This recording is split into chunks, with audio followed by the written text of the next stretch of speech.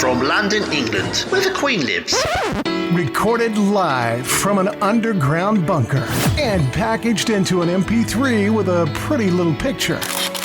Helping to kickstart your day with the motivation and inspiration you need 365 days a year. This is the Learn, Develop, Live podcast. And this is your host, Chris Jaggs.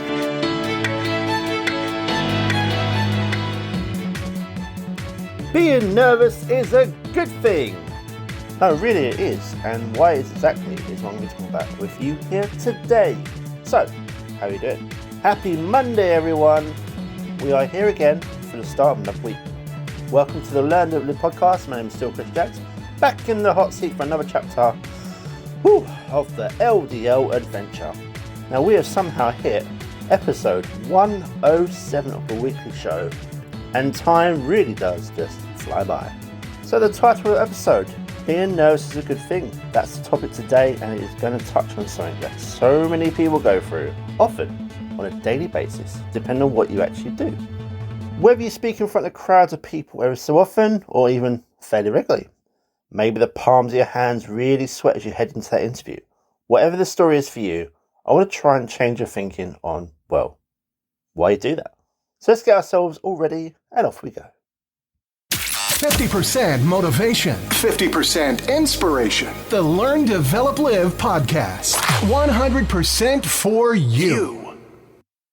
Got a question? How about an idea? What about a joke?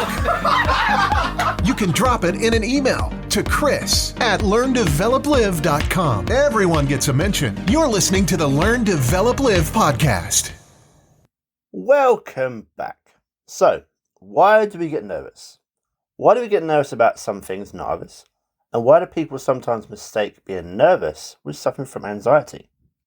Now, I'm not going to talk about anxiety today, but a lot of people think they'd actually suffer from it. But really, it's actually a little bit of nervousness instead. Now, you can start to try and embrace those butterflies of yours. That feeling of those little winged ones flying around your stomach normally comes around when you're really nervous. But what if it's possible for you to use them to get your nerves ahead of the game, which of course will ultimately benefit you? Now, I don't often get nervous myself, but sometimes if I am, I don't even realise it. It's actually a natural thing for the human mind and the body to sometimes just muck about your feeling. When I do start to suffer from those nerves, I find it more exciting than deterring. Growing up, we've all felt nervous from time to time as we experience and get exposed to new things around us. And of course, most of the time, we go through those nerves. And of course, it's normally when we actually need a cool head and to be fully focused. Now, whether it be a school play, performing in your band, speaking in front of a crowd of people, playing in sports, we've all been in that position where we felt the spotlight has landed upon us. And well, most of the time it feels like a very unwanted spotlight at that. Feeling that we're being watched and judged can be distracting, to say the least, and it causes a lot of discomfort as other people just sit there gazing at you. It's this pressure that we feel that causes us to question ourselves and our abilities. But not everyone buckles. There are those who embrace the butterflies and use the pressure to their advantage. They feed on the attention. They feed on the fact that everyone is looking and listening to them at that particular moment and no one else. If you're nervous, take it as a positive sign. Feeling nervous is the best indicator that what you're doing in some way is actually important to you. Whether it be the results or impressing those who are watching, if you're nervous, then there is a good reason for it. If there were ever a reason to focus and do your best, it's when you're participating in something of importance to you as an individual. Now, the majority of our lives are filled with experience of little meaning and importance to us. We sometimes go living through weeks or months in between events that cause excitement. If you find yourself feeling nervous, take that as a signal to hold your composure. You may not be sure as to why performing your best is important to you, but if you're nervous, then for whatever reason, it is. In a way, being nervous because of the situation you're facing is a result of hard work and ambition. A great example is when I interview people. I experience nerves because I'm about to interview someone, but the reason I'm about to do that is the result of the countless hours and work and effort to actually have a podcast in the first place. The excitement is the great content that will be a result of it all. So we all get it. Now, being nervous can minimize your response time, and this is a good thing.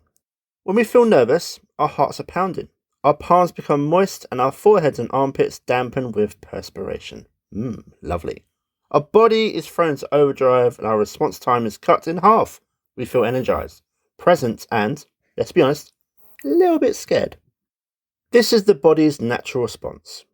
It is usually seen as more of a distraction than an actual benefit. But the fact is that if we are able to keep ourselves from turning our focus in ourselves, then nervousness can become the most helpful tool.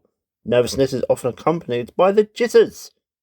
We feel the need to keep moving, to keep doing. The problem isn't this restlessness. The problem is that we lose focus from the task at hand and instead begin to rationalize and inspect how and why we feel in such a way. Nervousness triggers the fight or flight response. You choose whether you want to go into your fears or whether you want to stay and just chicken out. If you try to find the right focus while feeling nervous, well, this can actually boost your performance. Once nervousness brings about our fight or flight response, we either proceed to succeed spectacularly or fail miserably.